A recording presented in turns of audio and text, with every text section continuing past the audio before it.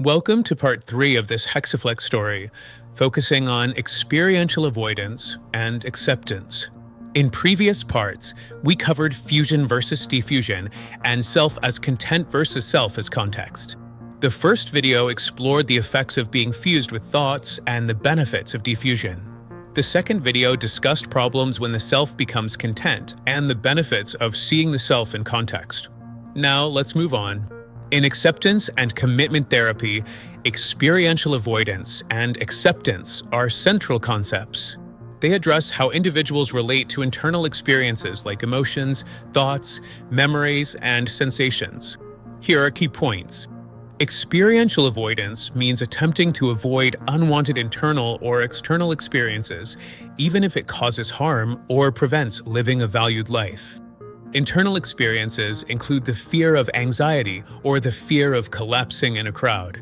Internal struggles can be tough and unnoticed by others, but the resulting actions often seem strange.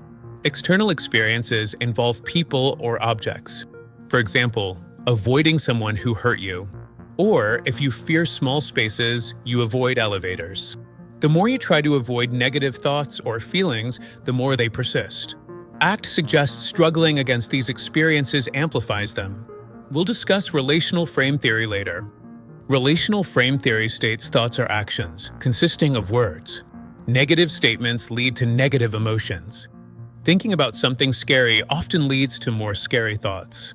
Fear of anxiety can produce more anxiety. While avoidance offers short-term relief, it often leads to long-term distress, like social isolation from avoiding anxiety. Experiential avoidance can lead individuals to live inconsistently with their values and goals. For instance, valuing close relationships but avoiding intimacy due to fear of vulnerability. Canceling a public presentation due to anxiety, despite it aligning with career goals, is another example.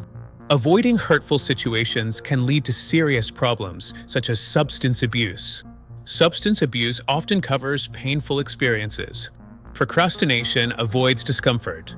Avoiding social gatherings due to panic attacks, though offering temporary relief, prevents actions aligned with long-term goals, leading to regret and distress. Now, Ted's story. Distressed by thoughts of failure, he avoided all situations requiring choices. He was competent and wanted to showcase his skills. But by avoiding opportunities, he was left with his thoughts and misery. Let's move to the opposite. In ACT, acceptance is the opposite of avoidance. It's the conscious embrace of private events without trying to change them. Suppressing thoughts is like being in a swimming pool. You try to hold many balls underwater, but some keep popping up, requiring extra effort to push them down. This takes immense effort, focusing solely on keeping the balls submerged. The distress when they resurface is significant. Acceptance works differently. In the pool, if you let the balls go, they float to the surface and distribute. You can observe them. Once you let go, you notice you're in a pool within a beautiful garden of a stately mansion. You see things previously obscured by your focus on holding the balls down. Thoughts can be viewed similarly as just thoughts. This allows you to see thoughts without judgment, directing your attention to what you value.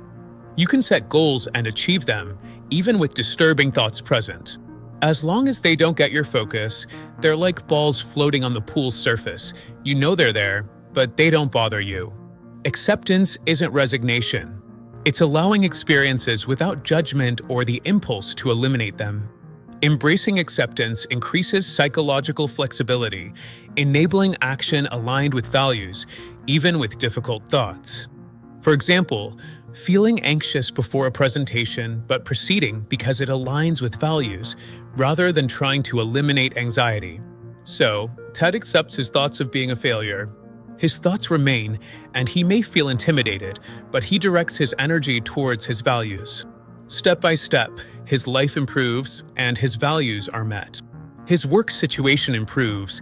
He takes on new assignments with his old thoughts and fears intact, but they no longer cause avoidance. In ACT, the goal is to foster acceptance of internal experiences while decreasing experiential avoidance. This develops psychological flexibility, enabling value-consistent actions despite challenging emotions or thoughts. This leads to a richer life. Your challenge: examine how you handle unwanted situations. If they limit your freedom, observe your thoughts without emotion and act according to your values, not their content. Give us feedback. In the next video, we'll discuss understanding the past or future versus focusing on the present. We'd love to hear from you. Until next time, live according to your values.